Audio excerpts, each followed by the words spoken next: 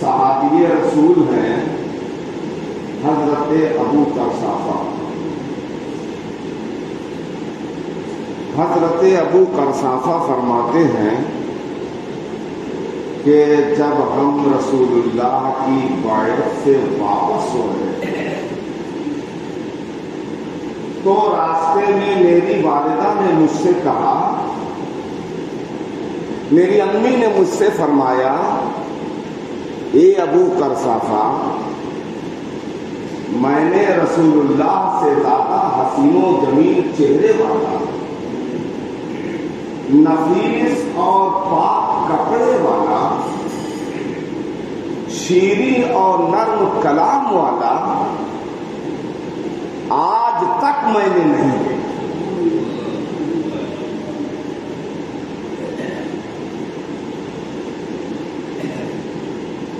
حدیث مسکراتی ہے،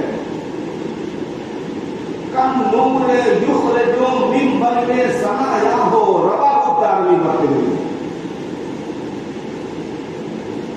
ایسا لگتا تھا کہ چہرے اقدس سے نور کی شعائیں پھوٹ رہی۔ حضرت ابن عباس فرماتے ہیں کہ سرکار کے اگلے دو دانت قدر کشادہ سے جب مصطفیٰ گفتگو فرماتے تھے، ابن عباس فرماتے ہیں کہ ان دونوں دانتوں کے درمیان سے ایسا لگتا تھا کہ نور کی پھوہار پھوٹ رہی۔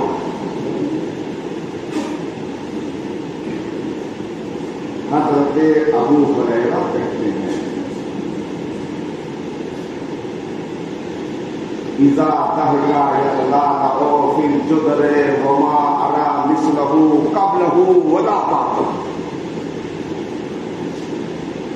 حدیث کے الفاظ ہیں کہ سرکار کا تبسم فرماتے تھے تو اس کا عکس جمیل دیواروں پر تھا۔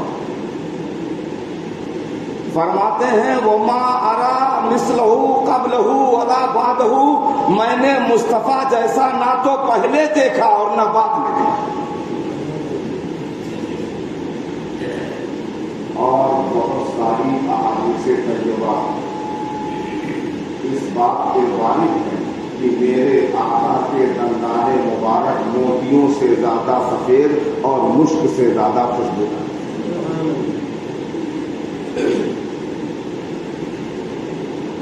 حضرت کعب بن مالک فرماتے ہیں کہ میرے آقا پر جب خوشی کے آثار طاری ہوتے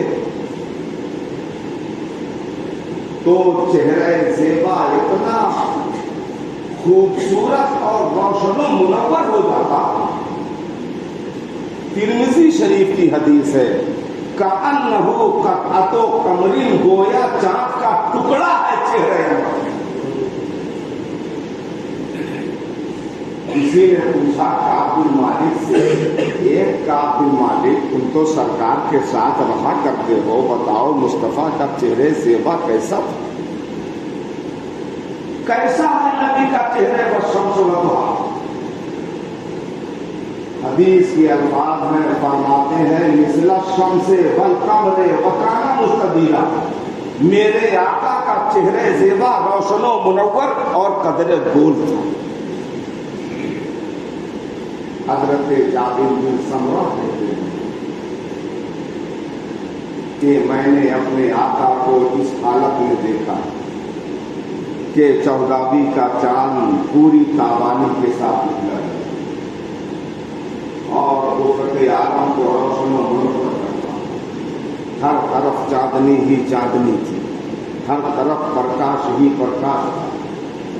جابر بن سمرہ کہتے ہیں اس حالت میں میرے مصطفیٰ، حدیث کے الفاظ ہیں، سرخ رنگ کا بھاری دار جبہ پہنے ہوئے تشریف لائے۔ کہتے ہیں کہ میں ایک نظر مدنی چاند کو دیکھتا تھا، ایک نظر آسمانی چاند کو دیکھتا تھا، کبھی میں آسمان پر نظر اٹھاتا تھا۔ حدیث کے الفاظ یوں ہیں، فجعلت انظر الی رسول اللہ صلی اللہ تعالی علیہ وسلم و الی القمر کہتے ہیں کہ کبھی میں اوپر دیکھتا تھا آسمانی چاند کو، کبھی نیچے دیکھتا تھا سرکار کی نقطۂ سیوا کو، پھر دونوں کا موازنہ کرتا تھا، پھر دونوں کا تقابل کرتا تھا. پوری اعلیٰ حضرت جامع مسجد عشق محبت سے سبحان اللہ کی صداؤں سے گونج جائے. جابر بن سمرہ کہتے ہیں جتنی بار میں تقابل کرتا تھا ہر مرتبہ دل کا یہی فیصلہ ہوتا تھا کہ مصطفیٰ کا چہرہ تھا میرے آقا کے چہرے میں زیادہ تھا، میرے مصطفیٰ کا چہرہ زیادہ حسین ہے. حضرت انس کہتے ہیں ہتھیلیوں کے بارے میں، انس کہتے ہیں کہ سرکار کی ہتھیلیاں بہت ہی نرم و نازک اور بڑی ملائم تھی.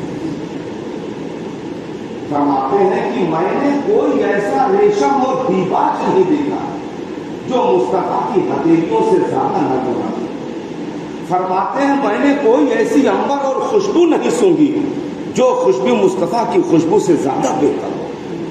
حدیث پاک کے الفاظ ہیں، بخاری شریف کی حدیث میں آیا ہے فَإِذَا هِيَ أَبْرَدُ مِنَ السَّرْجِ وَأَطْيَبُ رَائِحَةً مِنَ الْمِسْكِ. بخاری میں آیا ہے میرے آقا کی ہتھیلیوں کا عالم یہ تھا. فرماتے ہیں مصطفیٰ کی ہتھیلی برف سے زیادہ ٹھنڈی تھی اور مشک سے زیادہ خوشبودار تھی. جن کا آپ نے جشن منایا ہے ان کی شان یہ ہے، برف سے زیادہ ٹھنڈی اور مشک سے زیادہ خوشبودار. حضرت حلیمہ سعدیہ فرماتی ہیں کہ جب ہم رسول اللہ کو لے کر اپنے گھر میں داخل ہوئے، اپنے مکان میں داخل ہوئے، تو حلیمہ کہتی ہے کہ قبیلہ بنو سعد کا کوئی ایسا گھر نہیں تھا جس گھر سے مشک کی خوشبو نہ ہو. فرماتی ہیں کہ ہم نے تو کبھی اپنے مکان میں چراغ نہیں جلایا، کبھی اپنے مکان میں چراغ نہیں جلایا. کسی نے پوچھا تو فرمایا محمد کے ہوتے ہوئے گھر میں چراغ کی کیا ضرورت ہے. میرے مصطفیٰ کے دادا بزرگ ہیں حضرت عبد المطلب. آپ اللہ صاحب مطالعہ ہیں، کتنے خوبصورت تھے، کتنے خوبرو تھے، اتنے حسین و جمیل تھے. یہ بات تو اپنی جگہ کتابوں میں آیا ہے کہ ان کی پیشانی میں نور محمدی چمکتا تھا. عبد المطلب کے پیشانی میں نور محمدی چمکتا تھا اور ان کے بدن سے مشک کی خوشبو آتی تھی. اب آپ خود اندازہ لگا دیں کہ جب عبد المطلب کے بدن کی خوشبو کا یہ عالم ہے تو رحمت للعالمین کے بدن کی خوشبو کا عالم ہے. شان جلال نور انور صاحب کہتے ہیں آپ ہیں باعث تخلیق دو عالم کا سبب. آپ ہیں باعث تخلیق دو عالم کا سبب. آپ کو دیکھ کے سیکھا ہے فرشتوں نے.